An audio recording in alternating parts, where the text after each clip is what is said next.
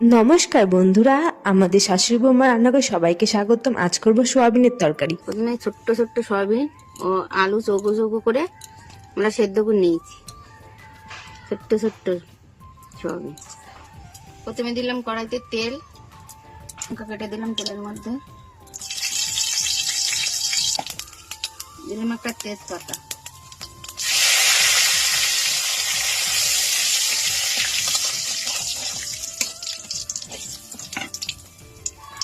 এবার আমি যে আদা লঙ্কা ও টমেটো পেস্ট করে রেখেছিলাম সেগুলো দিয়ে দিলাম।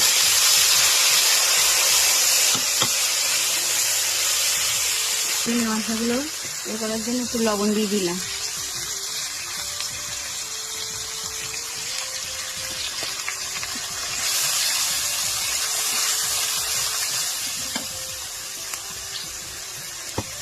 দিলাম একটু হলুদ গুঁড়ো,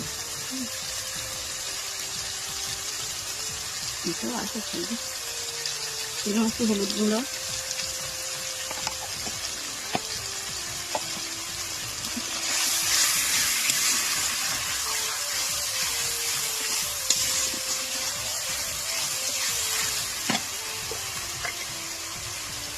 সোয়াবিন আলুর তরকারি ইউটিউবে লং ভিডিও ছাড়া আছে, অবশ্যই দেখবেন ও চ্যানেলটি সাবস্ক্রাইব করে দেবেন। ধন্যবাদ।